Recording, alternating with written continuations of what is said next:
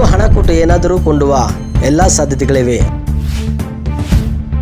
ಹಣ ಕೊಟ್ಟು ವಿದ್ಯೆಯನ್ನು ಕೊಂಡುಕೊಳ್ಳಲು ಮಾತ್ರ ಸಾಧ್ಯವಿಲ್ಲ.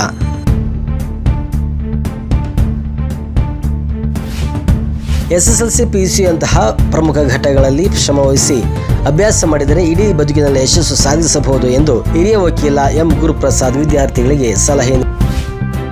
ವಿದ್ಯಾರ್ಥಿ ಜೀವನದಲ್ಲಿ ಶ್ರಮ ಪಟ್ಟರೆ ಬದುಕೆಲ್ಲ ಸಂತಸ. ಪ್ರತಿಭಾ ಪುರಸ್ಕಾರ ಮಾಡಿ ವಕೀಲ ಎಂ ಗುರುಪ್ರಸಾದ್ ಸಲಹೆ. ಎಲ್ಲ ವಿದ್ಯಾರ್ಥಿಗಳು 8 ಗಂಟೆ ಓದು, 8 ಗಂಟೆ ವಿಶ್ರಾಂತಿ, 8 ಗಂಟೆ ಆಟ ಓಟಗಳಲ್ಲಿ ತೊಡಗಿಸಿಕೊಳ್ಳುವುದು ಉತ್ತಮ. ಓದುತ್ತೇನೆ ಎಂದು 24 ಗಂಟೆಯೂ ಓದಿದರೆ ಅದು ಅನಾರೋಗ್ಯಕ್ಕೆ ದಾರಿಯಾಗುತ್ತದೆ. ಆದ್ದರಿಂದ ಆತ್ಮಸ್ಥೈರ್ಯ ಬೆಳೆಸಿಕೊಂಡು ಮಹಾನ್ ನಾಯಕರ ಜೀವನ ಸಾಧನೆಯನ್ನು ಓದಿ ಸಾರ್ಥಕ ಕಂಡುಕೊಳ್ಳಬೇಕೆಂದು ಸಲಹೆ ನೀಡಿದರು.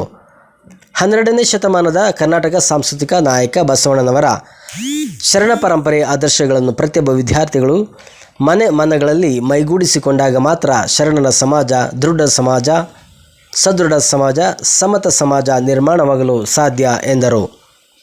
ಪ್ರಾಸ್ತಾವಿಕವಾಗಿ ನುಡಿಯಾಡಿದ ಮೈಸೂರಿನ ಸಮಾಜ ಸೇವಕರಾದ ಚಂದಮ್ಮ ಪೂರ್ಣಚಂದ್ರ, ಮಕ್ಕಳಿಗೆ ಇಂದು ಮೊಬೈಲ್ ಕಂಟಕವಾಗಿ ಪರಿಣಮಿಸುತ್ತಿದೆ. ಆದ್ದರಿಂದ ಪೋಷಕರು ತಮ್ಮ ಎಚ್ಚರಿಕೆಯಲ್ಲಿ ಮಕ್ಕಳಿಗೆ ಮೊಬೈಲ್ ನಿರ್ವಹಿಸಬೇಕೆಂದು ಸೂಚನೆ ನೀಡಿದರು. ವೈದ್ಯ ಡಾಕ್ಟರ್ HC ಆನಂದ್ ಅವರು ಪ್ರಶಸ್ತಿ ಪ್ರದಾನ ಮಾಡಿ ಮಾತನಾಡಿ, SSLC PUC ನಂತರ ತಾಂತ್ರಿಕ ಶಿಕ್ಷಣಕ್ಕೆ ಹೋಗಬೇಕೆಂದರೆ ಹೆಚ್ಚು ಅಂಕ ಗಳಿಸಿದರೆ ಮಾತ್ರ ಸರ್ಕಾರಿ ಸೀಟು ಲಭಿಸುತ್ತದೆ. ಇಲ್ಲದಿದ್ದರೆ ನಿಮ್ಮ ಪೋಷಕರು ಸಾಕಷ್ಟು ಡೊನೇಷನ್ ತರಬೇಕಾಗುತ್ತದೆ. ಅದಕ್ಕಾಗಿ ಅವರು ಸಾಲದ ಸುಳಿಯಲ್ಲಿ ಸಿಲುಕುವ ಸಂಭವಿಸುತ್ತದೆ. ಇದನ್ನು ಕುರಿತು ನೀವು ಶೈಕ್ಷಣಿಕ ಸಾಧನೆ ಮಾಡಬೇಕೆಂದು ಸಲಹೆ ನೀಡಿದರು. ಕಾರ್ಯಕ್ರಮದಲ್ಲಿ 12 ಮಂದಿ ಸಾಧಕರಿಗೆ ಕಸ್ತೂರಿ ಸಿರಿಗನ್ನಡ ರತ್ನ ಪ್ರಶಸ್ತಿ, 8 ಮಂದಿ PUC ಹಾಗೂ SSLCಯಲ್ಲಿ ಹೆಚ್ಚು ಅಂಕ ಗಳಿಸಿದ ವಿದ್ಯಾರ್ಥಿಗಳಿಗೆ ಅಂಕವೀರ ಪ್ರಶಸ್ತಿ ನೀಡಿ ಗೌರವಿಸಲಾಯಿತು.